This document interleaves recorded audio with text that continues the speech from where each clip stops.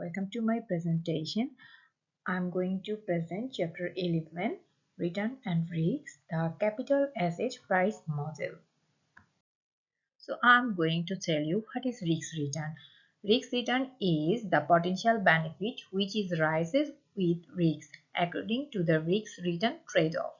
Through the application of this theory, one can establish a relationship between high risk and uncertainty and large potential rewards and low risk or low potential return. Here I am presenting risk and return.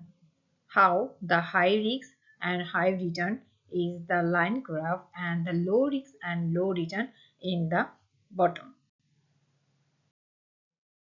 So what is considered the effect of diversification? How should Sarah respond to the suggestion that you invest 100% of your 401k account in East Coast Yacht stock? So here Sarah has to emphasize how important diversity is to a well-balanced investing strategy. Investing in a range of assets is known as diversification, that is, reduces risk. You bear the risk of investing in East Coast yachts and losing money on the company, even if you have faith in the company's management and the growth potential. Unfortunate event can not the least have an impact on any firm. Sarah's approaches would be more balanced. She may suggest a diverse portfolio consisting of a range of assets such as stocks, bonds, and possibly other investment vehicles. In the likely event that a particular investment like Sarah's in East Coast Yacht underperforms, this would reduce risks and provide a more steady return. After hearing Sarah's response to investing your 401k account entirely in East Coast Yacht stock, he has convinced you that it may not be the best alternative because you are a conservative investor. You tell Sarah that a 100% investment in the bond fund may be the best alternative. Is it? While investing in bond funds may reduce portfolio volatility, it may not be the ideal long-term growth strategy if you are a cautious investor with a longer investment horizon. Bond funds frequently provide lower returns, that is, the equity, while being thought to be less likely. Sarah may elaborate that while bonds have a lower prospective yield, their yields are usually higher. You may lose purchasing power if a portfolio with a strong bond weighting cannot keep up with the inflation over time. So, an allocation that is more balanced might contain both bonds and stocks, depending on your investing goal and risk tolerance. So when it comes to investing in a single fund, the Bledsoe Bond Funds appears to be the greatest choice based on the Sharpe ratio. That is crucial to remember that making investment in this way usually results in lower capital gains. Again, it would be smarter to use a mix of the funds to diversify your holding. So here is the last question is that using the returns for the Bledsoe Large Cap Stock Fund and the Bledsoe Bond Fund, which I will show the graph, the opportunity set of feasible portfolios.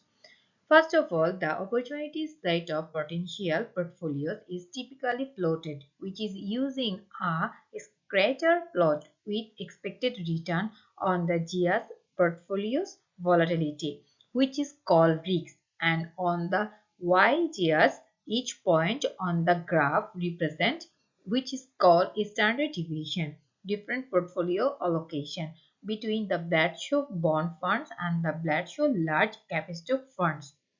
Their correlation was 0.16 between the two funds. That is indicated that diversification can yield benefit. A curve on the graph known as the efficient Fortner should depict the optimal balance between risk and reward. Portfolio along this curve are considered efficient because they provide the maximum expected return and the minimum risk for a given level of expected return, which I will show the graph. After that, a prices graph is hard to provide without specific return and risk data for the two funds. Previous data or probable values can be used to create a hypothetically opportunity set. Financial software like Excel has a solver tool that you may use to optimize the portfolio for greatest return or minimum risk based on historical data or calculated returns, which I already made it in the graph. Here is the job at East Coast Yacht calculation. So in 10-year annual, the Bradshaw Large Company Stock Fund was 11.85%, where their standard deviation was 23.85%. The Bradshaw Bond Fund was 8.04% in 10-year annually, where the standard deviation was 10.34%, as well as their risk-free rate was 2.76% and correlation was 0.16. Here I also use the formula of these calculations. I already made the calculation through Excel sheet. Here I use the 5 category to calculate these sums, like weight of stock funds, weight of bond funds, portfolio return, variance, and standard deviation. As well as I also show how to dominate portfolio is the portfolio with the highest expected return is come. Here is the graph of feasible portfolio, which you can see here. I divided indicated four types portfolio feasible.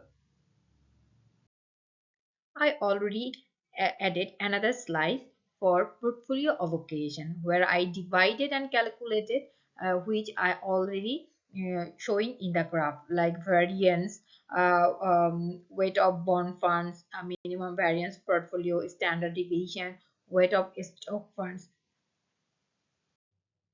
I also use another calculation to make this easy. I also use how we change this sum, the expected return of portfolio, how we will calculate. I also show the spreadsheet. Here I'm showing in this graph portfolio expected return and standard deviations. Usually, we can follow these steps. The first one is how to get data. Put together the Bradshaw bond fund with the Bradshaw large cap stock funds historically and anticipated returns. Additionally, comply the standard deviations or return volatility of each fund. If the correlation coefficient is between the two funds, make a note of it. Then find out how the portfolio is distributed. Decided on distinct portfolio allocation for the Bradshaw bond fund and the large cap stock funds. Take into consideration portfolio with different proportion of stocks and bonds, which can be like 10%, 20%, or 0%, and so more. The last one is consider the risk-free rate and the perfect portfolio. If one is available, a tangent line from the risk-free rate to the efficient Fortner can be added to find the optimal portfolio, which is where the tangent lines intersect the Fortner.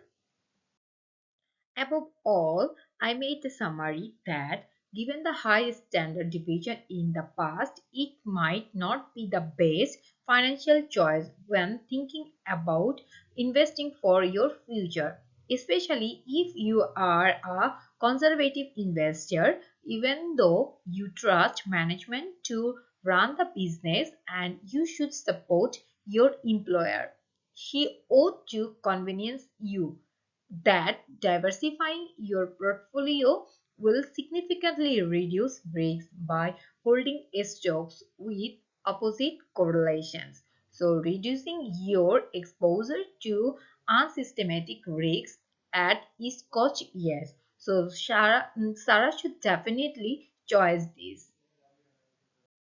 Thank you, everyone.